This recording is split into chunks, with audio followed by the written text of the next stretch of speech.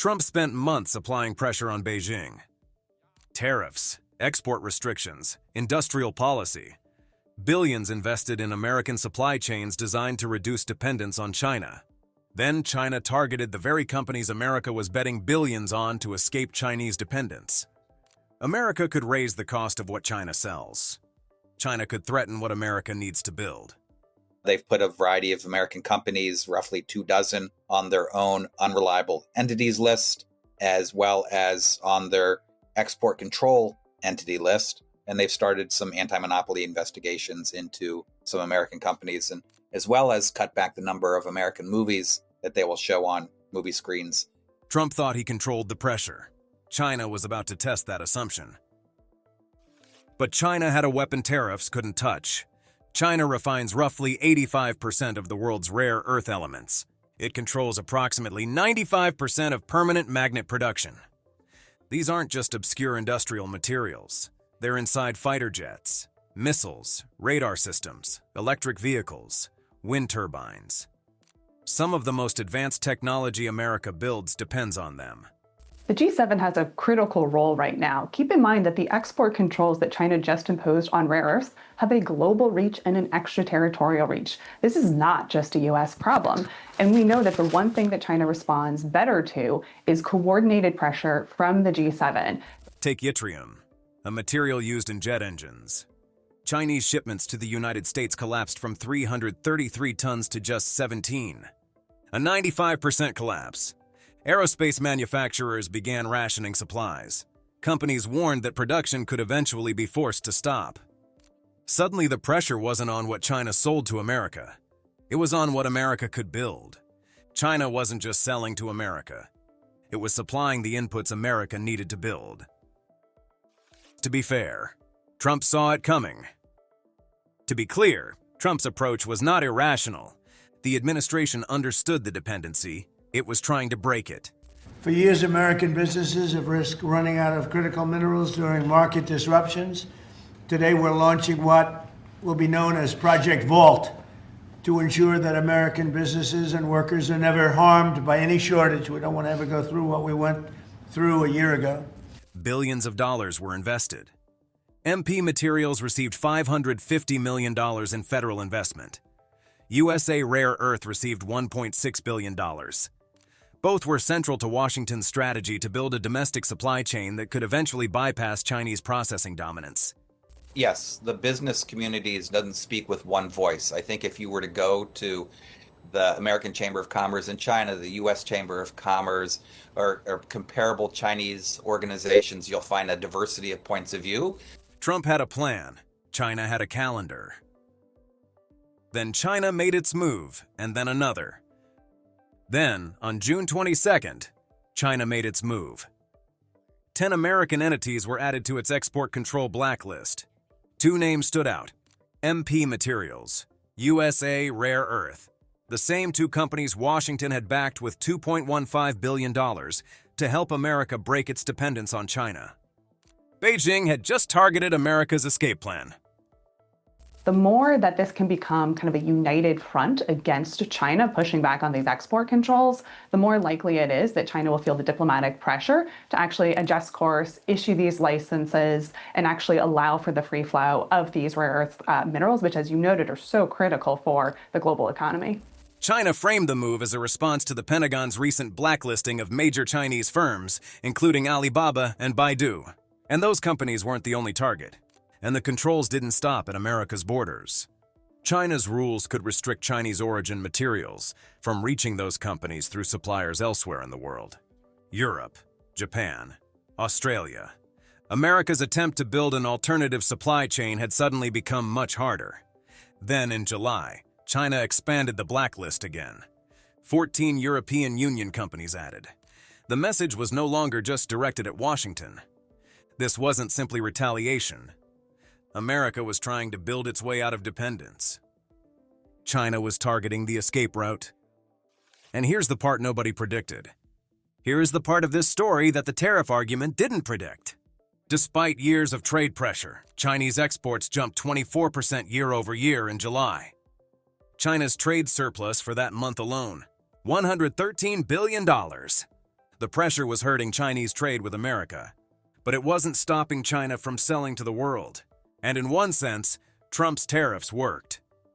Chinese exports to the United States fell 16%, but China didn't stop exporting.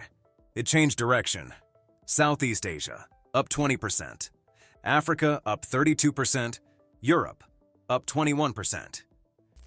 So it's no secret that since the eruption of the US-China trade war in 2017, China has become really preoccupied with self-sufficiency in advanced technologies and supply chain security. Meanwhile, Chinese rare earth exports to the U.S. fell nearly 30% in the first half of 2026.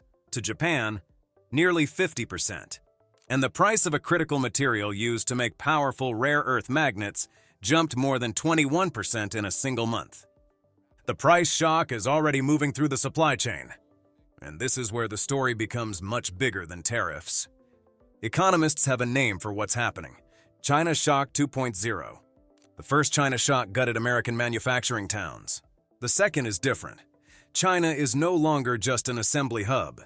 It is a dominant force in advanced manufacturing, electric vehicles, solar cells, batteries, AI hardware, competing at the high end of the global economy, not just the low end. And it is gaining ground in many of the markets Trump's tariffs pushed it toward. But the real battle wasn't in Washington or Beijing. The tariffs made the American market harder for China, but they couldn't make the rest of the world disappear. And China was already moving deeper into it. Chinese companies are now deeply embedded across Southeast Asia. Vietnam gets more than half of its manufacturing inputs from China. Cambodia relies on China for roughly 60% of its garment inputs. China's trade surplus with ASEAN reached a record $276 billion in 2025.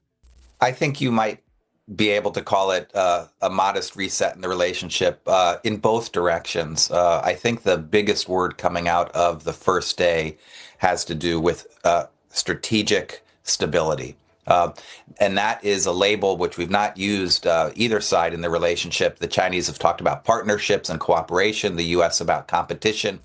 This is no longer simply America versus China. It is a contest over who controls the next generation of global manufacturing. And the battle is being fought in every market Trump's tariffs didn't reach. So is Trump actually losing control? The honest answer is more complicated. Trump had not lost control. Washington still held enormous economic leverage. And when Trump and Xi met in Beijing in May, they produced real agreements, from agricultural purchases and Boeing aircraft to new frameworks for trade negotiations. If you look at when President Xi Jinping proposed this new vision, he specifically said 3 years. And I found it really interesting because most of the time Chinese concepts are, for decades, not 3 years. So it's a desire to extend the trade truce and have this stability at least toward the end of President Trump's term. Trump still had tariffs. He still had chip export controls. He still had the ability to make the American market more expensive for Chinese goods. But there was one thing Trump's tariffs couldn't control: what China did next. China redirected its exports, targeted America's attempt to build alternative supply chains, and found leverage in the places tariffs couldn't easily reach. That is not losing control. But it is not the control Trump's tariff strategy promised either. Because the real war isn't about tariffs. Step back from the individual moves. Look at the shape of the contest. Trump can raise the cost of entering the American market. China can make critical inputs harder to replace. America controls something China needs: access to the world's most powerful financial system.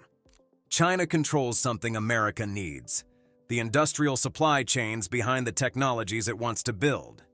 Neither side can completely escape the other. So consequently, China's leaders are so anxious about potentially losing out in the competition that they this time list productivity growth at the top of the policy agenda in this year's legislative session.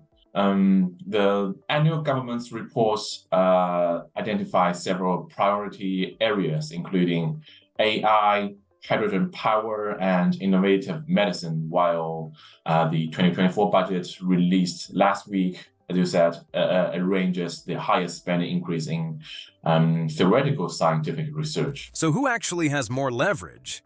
The answer depends on one thing: time. It's about time. America is trying to rebuild supply chains that took decades to move overseas.